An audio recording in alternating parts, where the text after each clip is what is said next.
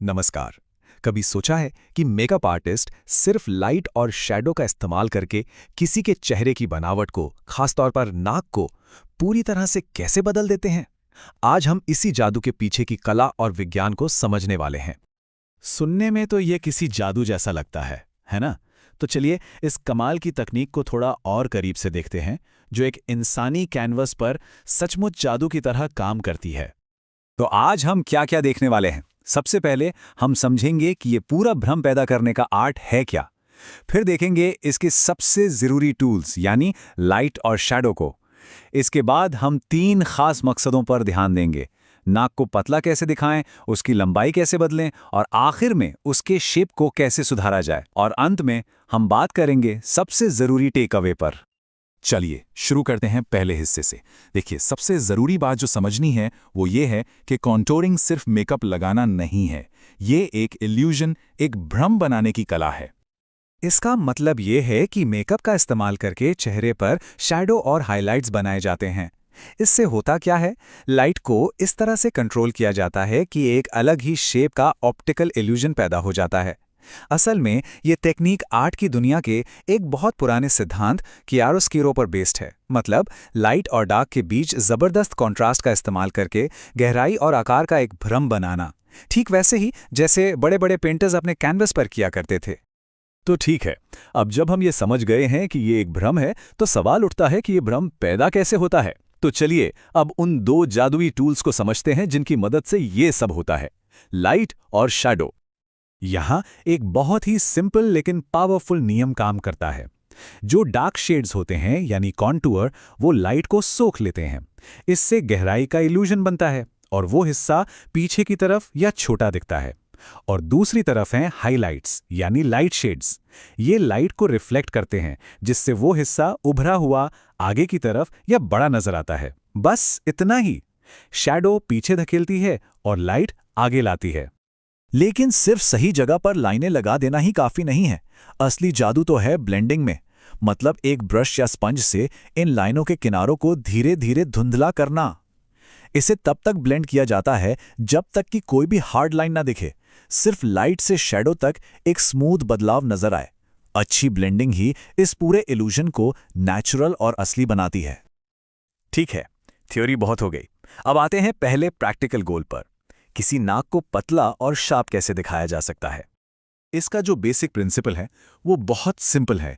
नाक के ब्रिज को पतला दिखाने के लिए उसके दोनों तरफ 2 बिल्कुल पास पास पैरेलल शैडो लाइंस बनाई जाती हैं और उनके बीच की पतली सी जगह को हाईलाइट कर दिया जाता है। ये शैडो लाइंस जितनी करीब होंगी, देखने वाले की आंखों को नाक उतनी ही पतली नजर आएगी। अब इसे कुछ उदाहरणों से समझते हैं। मान लीजिए किसी की नाक का ब्रिज चौड़ा है, तो क्या करेंगे? ब्रिज के दोनों साइड्स पर 2 करीबी शैडो लाइंस बनाएंगे।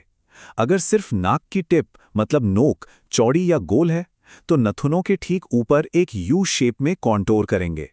और अगर ऊपरी नाक तो पतली है लेकिन टिप चौड़ी है, तो थोड़ा अलग तरीका अपनाएंगे। मतलब ये टेक्निक हर तरह की जरूरत के हिसाब से बदल जाती है। अच्छा, अब चपटी नाक का केस देखते हैं। यहाँ चैलेंज क्या है? नाक में डेफिनेशन की कमी होती है और वो चौड़ी दिखती है। तो इसके लिए नाक के दोनों तरफ 2 पैरेलल शैडो लाइंस खींची जाती हैं और टिप पर स्ट्रक्चर देने के लिए इन लाइंस को नीचे एक यू शेप से जोड़ दिया जाता है। और सबसे जरूरी, ब्रिज के सेंटर में एक मजबूत हाईलाइट की लाइन लगाई जाती है, जो उसे ऊंचा और ज्यादा डिफाइंड दिखाने का इल्यूजन बनाती है। ये लाइट और शैडो का एक बेहतरीन कॉम्बिनेशन है। पतला करने के बाद अब बात करते हैं अगले लक्ष्य की। नाक की लंबाई को कैसे बदला जा सकता है। मतलब उसे अपनी मर्जी से छोटा या लंबा कैसे दिखाएं। यहाँ पूरा का पूरा खेल लाइट की वर्टिकल लाइन को कंट्रोल करने का है। एक छोटी हाईलाइट नाक को छोटा दिखाती है और एक लंबी हाईलाइट उसे लंबा दिखाती है। मतलब सब इस पे डिपेंड करता है कि देखने वाले की आंखों को क्या महसूस कराया जा रहा है कि नाक कहाँ से शुरू हो रही है और कहाँ खत्म। अब देखिए, यहाँ 2 एकदम उल्टी टेक्निक्स हैं। अगर नाक को छोटा दिखाना है, खासतौर पर अगर वो लंबी और पतली है, तो नाक की टिप पर और उसके ठीक नीचे कॉन्टूर शैडो लगाते हैं। और सबसे जरूरी, जो सेंटर की हाईलाइट है, उसे टिप तक पहुंचने से पहले ही रोक देते हैं। इसके उलट अगर नाक को लंबा दिखाना है, तो ब्रिज के ऊपर से लेकर बिल्कुल टिप तक हाईलाइट की एक लगातार लाइन लगाई जाती है। एकदम सिंपल है ना? और अब आते हैं आखिरी और सबसे इंटरेस्टिंग हिस्से पर। नाक के शेप को सुधारना, मतलब उसमें छोटे मोटे करेक्शन कैसे किए जा सकते हैं। यहाँ का मूल सिद्धांत है असली शेप को भूल जाइए और लाइट और शैडो से वो शेप बनाइए जो आप चाहते हैं। सच कहूं तो ये इस टेक्निक का सबसे आर्टिस्टिक इस्तेमाल है। यहाँ मकसद असली आकार को छिपाकर आंखों को फॉलो करने के लिए एक बिल्कुल नई सीधी लाइन बनाना है। जैसे कि एक टेढ़ी नाक का केस लेते हैं। यहाँ चैलेंज क्या है? ब्रिज में एक मोड़ या झुकाव है, तो स्ट्रैटेजी क्या होगी? नाक के असली कर्व को पूरी तरह इग्नोर करते हुए भौं से लेकर टिप तक एक बिल्कुल सीधी शैडो लाइन बनाई जाती है, और फिर सेंटर में भी एक बिल्कुल सीधी हाईलाइट की लाइन बनाई जाती है। तो होता यह है कि आप असल में एक सीधी नाक ड्रॉ कर देते हैं, और जो असली टेढ़ापन है वो बड़ी सफाई से शैडो में छिप जाता है। अब देखते हैं त्रिभुज जैसी नाक, मतलब जो ऊपर से पतली और नथनों के पास चौड़ी होती है।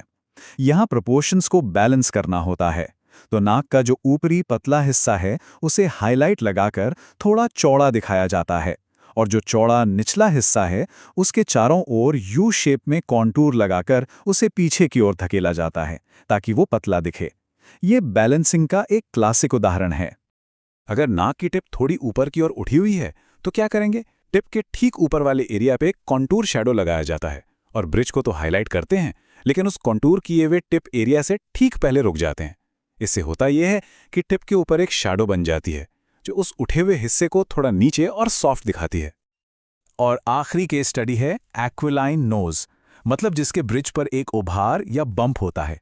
स्ट्रैटेजी बहुत सीधी है। जो उभार का सबसे प्रोमिनेंट हिस्सा है ठीक उसी के ऊपर कॉन्टूर शैडो लगाइए, और एक बात का ध्यान रखना है, उस बम्प को बिल्कुल भी हाईलाइट नहीं करना है, बल्कि उसके ठीक ऊपर और नीचे के हिस्सों को हाईलाइट किया जाता है। ये एक बहुत ज़रूरी सिद्धांत को साफ साफ दिखाता है। जिस भी चीज़ को आप छिपाना चाहते हैं उस पर सीधे शैडो लगा दीजिए। तो इन सभी टेक्निक्स को देखने के बाद सबसे बड़ी और ज़रूरी बात क्या निकल कर आती है?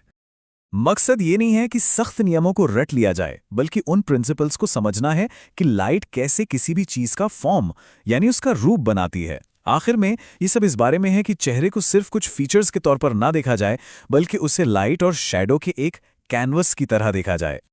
तो एक सवाल के साथ आज की बात खत्म करते हैं। हमारी दुनिया में और कौन कौन सी चीजें हैं जिन्हें जानबूझकर लाइट और शैडो का इस्तेमाल करके एक खास आकार या एहसास दिया जाता है? सोचकर देखिए। आर्किटेक्चर से लेकर फोटोग्राफी तक ये सिद्धांत हर जगह है। बस एक बार इसे देखना शुरू करने की जरूरत है।